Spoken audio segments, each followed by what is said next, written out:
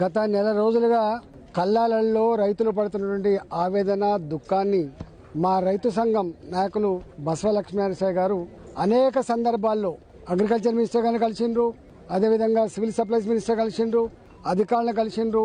అయ్యా మేము బీజేపీ రైతు సంఘానికి సంబంధించిన నాయకులం, మేము ఇన్ని కష్టాలు ఉన్నాయని చెప్పి వారు చెప్తే ఈ ప్రభుత్వానికి చీమ కుట్టినట్టు లేదు కాబట్టి, స్పందించిన పాపాన పోలేదు కాబట్టి, ఈ ప్రభుత్వానికి జ్ఞానం లేదు అనడానికి, ఈ ప్రభుత్వానికి సోయి లేదు అనడానికి ఇవాళ పెద్దపల్లి మార్కెట్లో మహిళా రైతులు మాట్లాడిన మాటలు ఇవాళ ఇక్కడి మంత్రులు విన్నా, ఇక్కడ శాసనసభ్యులు విన్నా సిగ్గుతో తలదించుకోవాలి.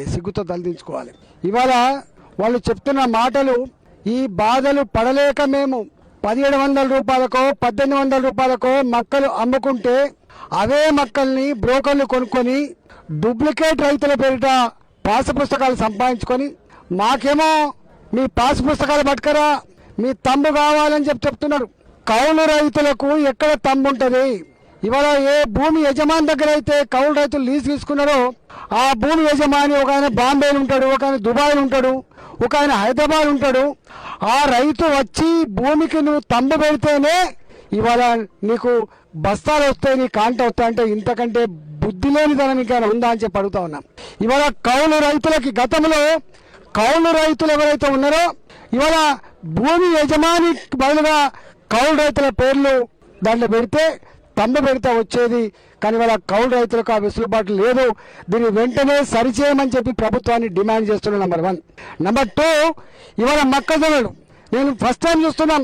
ఈ మొత్తం 500-600 కిలోమీటర్ల పరిధిలో తిరిగినప్పుడు ఇన్ని మక్కల రాసులు కేవలం ఈ పెద్దపల్లి మార్కెట్లో మాత్రమే కనబడ్డాయి. ఈ పెద్దపల్లి మార్కెట్లో నెల రోజులు అవుతుంది. ఏ వరిధాన్యంతో గుమగుమలాడనో, ఏ మొక్కజొన్న రాసులతో అయితే మంచి స్మెల్ రావనో, ఇవాళ వర్షం పడి వడ్లు నాని, వర్షం పడి జొన్నలు నాని ఇవాళ దుర్గంధపూరితమైన వాతావరణం ఉంది పెద్దపల్లి మార్కెట్.